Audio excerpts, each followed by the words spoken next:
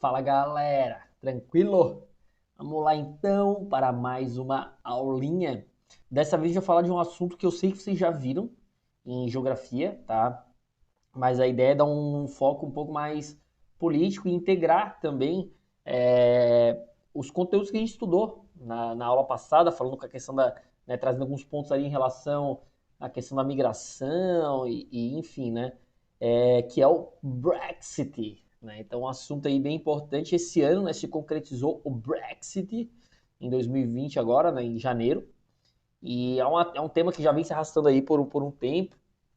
E acho que é importante agora a gente entender, dar um foco nele aqui, porque ele acabou se concretizando e tal. A gente ainda não tem as consequências, né? Talvez ano que vem a gente já vai começar a conseguir ter um panorama melhor de como que foi essa saída, mas eu acho que é um momento para a gente discutir aí essa questão, tá? Primeiro de tudo, galera, né? Eu acho que todo mundo que sabe, né? Eu até nem introduzi muito o assunto, porque eu acho que todo mundo sabe. Até ia colocar uma introduçãozinha ali do que era o Brexit, mas eu acho que a galera já tá ligada, né? Então, é a saída, né?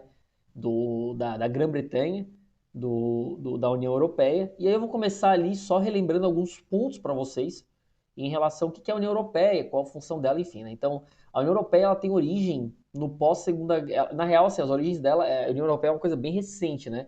Mas a ideia de se estabelecer um bloco econômico já é uma ideia um pouco mais antiga, lá do começo do século, da metade do século XX. Então, lá na Segunda Guerra Mundial foi criada a União Europeia do Carvão e Aço, né? O Pacto de Carvão e Aço, que é de 1950. E eu não vou ficar dando uma aula para vocês de blocos econômicos, eu sei que vocês têm bastante isso em geografia, mas eu, de maneira bem sintetizada, trouxe ali, né? Criar controles sobre a produção de matéria-prima da indústria bélica. Vamos lembrar que a gente está no período da Guerra Fria, né? Cold War, só vou falar em inglês nessa aula.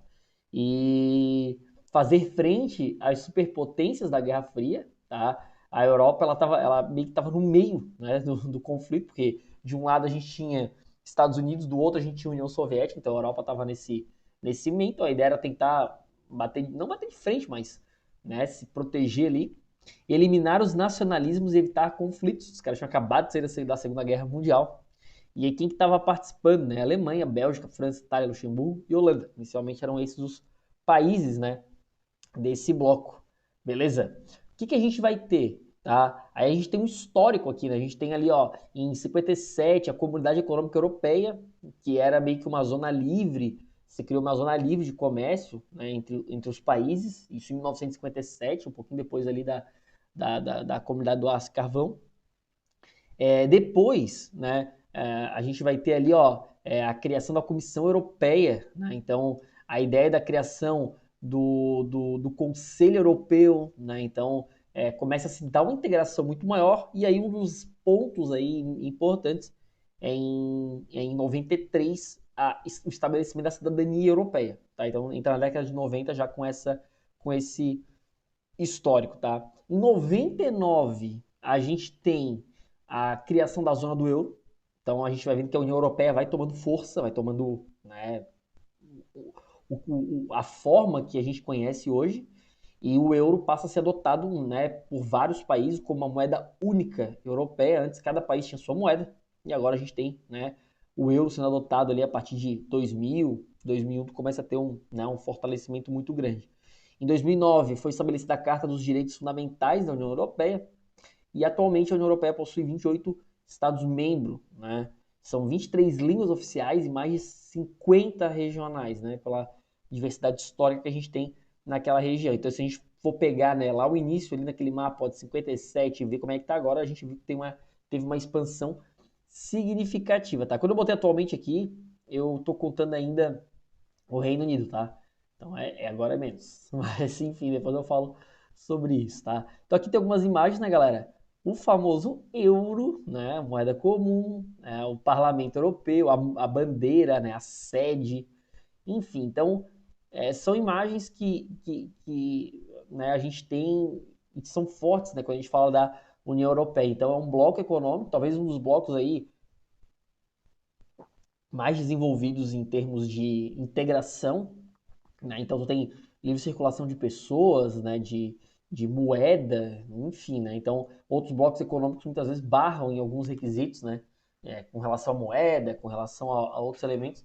E a União Soviética ela tem essa integração que durante muito tempo ficou como né, virou um símbolo assim, da ideia dessa integração que se faz dos blocos econômicos. A pessoa mora em Portugal, mas trabalha na Espanha, ou né, se muda para a França. Então é muito comum acontecer esse tipo de imigração dentro do bloco. Né? Então a ideia do bloco é isso, é uma integração realmente econômica nesse sentido. Tá? Mas eu não vou me aprofundar muito porque eu sei que você já tem já tiveram essa aula, né? Então, o que é o Brexit, né, galera? É uma abreviação, né, de Britain Exit, que é a saída britânica. Vocês estão vendo que meu sotaque está britânico, né?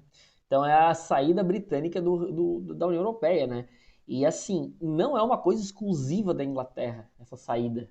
A gente acha que, meu Deus, a Inglaterra quer sair e tal. Na verdade, isso já é uma coisa que já vem há algum tempo sendo discutida e volta e meia, em momentos de crise, volta e meia, setores da União Europeia acabam discutindo, não países em si, mas setores, né? Grupos talvez mais conservadores, que não aceitam essa integração, enfim, né? Então, volta e meia esse assunto acaba aparecendo. E aí o Brexit começou a aparecer com mais força nos últimos tempos aí, né? É, é um movimento que começou a tomar corpo, principalmente dentro ali da comunidade britânica, né, da Grã-Bretanha, e previa a saída do Reino Unido da União Europeia, né? Quais são as motivações, né, que a gente tem em relação à saída? Tem até um termo que se usou, né? Os ingleses eurocéticos, que tinham, eles eram céticos em relação àquilo que a União Europeia podia oferecer. Então, eles argumentam que é o seguinte: a Inglaterra é uma economia sólida, né? Então não precisaria dessa integração econômica. A Inglaterra, inclusive, galera, ela tem uma moeda própria, né? Ela era né, da União Europeia, mas ela tinha a Libra, que é uma moeda forte, uma moeda própria, enfim. Então, ela era uma economia sólida, né? E aí começa talvez um dos principais argumentos que começa a ter, né? Pagaram para sustentar a saúde pública de países pobres de Portugal, Grécia, após a crise de 2008. 2008 a gente vai ter uma crise assim, ó, né? A gente já estudou, já falou sobre isso, né? Na Europa vai ser uma crise muito forte, sem precedentes na Europa. E esses países, né, Portugal, Grécia mesmo nem se fala, né? Vai acabar sofrendo muito com essa crise. E aí o que vai acontecer? Muitos países europeus, a Alemanha, a França, economias fortes, acabaram tendo que ajudar essas economias para elas não quebrarem. Principalmente a Grécia ali passou por uma situação né, de falência quase, né? E aí é esse sustento que foi dado né, para essas economias não quebrarem, economias que estavam na zona do euro, são muitas vezes culpabilizadas por esse gasto. Né? Se gasta muito para manter essas economias que são mais fracas. Né? Então, setores da Inglaterra, Escócia, acabaram não concordando com essa ideia. E o FMI e os Estados Unidos, por outro lado, afirmaram que a saída ameaça a economia inglesa. Né? Então, a saída da União Europeia para a economia inglesa seria muito negativa, contrariando inclusive essa ideia de que se tem uma economia sólida que pode sair sem problemas. Né?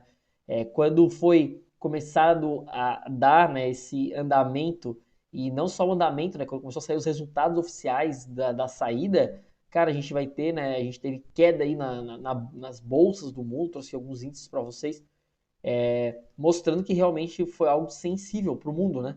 Saber que a União Europeia estava perdendo ali né, a Inglaterra, que é uma economia forte, e ao mesmo tempo isso poderia abalar ali os negócios, né, que tem relação com a União Europeia, né? O que vai acontecer? Vários defensores, né, vários políticos defensores dessa saída, do Brexit, né, começaram a fazer campanha justamente no quê? Em que o que era investido iria sobrar para a saúde do país, né, então ia ter mais dinheiro. Depois, né, vieram vários especialistas mostrando que não, o que se gasta com a União Europeia se tem um retorno econômico. Então, assim, começou uma briga de narrativas, né? Então, essa ideia de, vamos economizar, os caras, não é bem assim, a gente não vai economizar, porque a gente não gasta de um lado, mas a gente também não ganha do outro. Então, começou a se perceber que não, né? E aí, o que acontece? A população da Inglaterra, né, que era mais pobre, começou a ter um certo ceticismo com esses economistas. Falou assim, não, esses caras querem enganar a gente, esses caras estão a serviço da elite, que quer manter a gente na União Europeia sendo explorado. Então, assim, começou um jogo de narrativas muito grande, né, galera? Como é comum quando a gente tem qualquer questão política, né? Isso é extremamente normal acontecer. Outra coisa que começou a ficar muito forte e que daí é um ponto que a gente vai integrar, né, com o que a gente viu ali, é essa ideia da preservação da identidade nacional, né? Vamos lembrar que vários ondas de imigração começaram a chegar na Europa. A Inglaterra, galera, ela sempre foi muito restritiva, tá? Então a Inglaterra não foi um país que se abriu ali para acolher os imigrantes e tal. E só fazendo um parênteses, né, foi o país que mais conseguiu ter colônias no século XIX, mas enfim, isso é, né, um papo aí que eu queria só lembrar para vocês. Foi o país que mais dominou regiões, Índia, China, a Inglaterra dominou o mundo todo, basicamente, né? E, mas ela se fechou nesse momento da vinda dos imigrantes, essa crise que aconteceu principalmente ali, né, pós-primavera árabe, e das guerras, da guerra da Síria e tal, que vão ocorrer. Só que aí, novamente, né, mesmo a Inglaterra fechada, não recebendo um fluxo migratório tão grande quanto outros países, né, quanto pega ali França, a própria Alemanha, né, e outros países que estavam recebendo esse fluxo imigratório, qual era o argumento? A gente arca com esse custo, né? Esse fluxo migratório tem um custo para a União Europeia, a gente está arcando com isso indiretamente, né? E aí começaram a surgir, obviamente, os discursos, né, de políticos eurocêntricos, né, como esse Nigel Farage, que é um político, né, considerado na Inglaterra de extrema direita, da extrema direita, né, que afirma que o bloco ele acaba possibilitando essa entrada indesejável, né, de imigrantes. E, cara, são palavras que, obviamente, por outros países que têm uma percepção diferente, acabaram criando atritos, né? Porque começou a se ventilar a ideia de que isso ameaçava a identidade nacional, isso ameaçava a identidade inglesa. Só para deixar claro um ponto aqui, a Inglaterra ela tem sim uma quantidade grande de imigrantes, tá? Porque, como eu falei, ela teve colônias no século XIX, Índia, China, e principalmente Índia, tem bastante indiano, né, que tem uma relação ali que acaba indo. Mas essa nova onda de imigração, né, Síria, Iraque, acaba sendo para eles considerado uma ameaça essa identidade, né? Enfim, né? Entra um pouco naquele discurso, né, galera, que o mundo sempre tem medo quando aparece, nessa coisa de que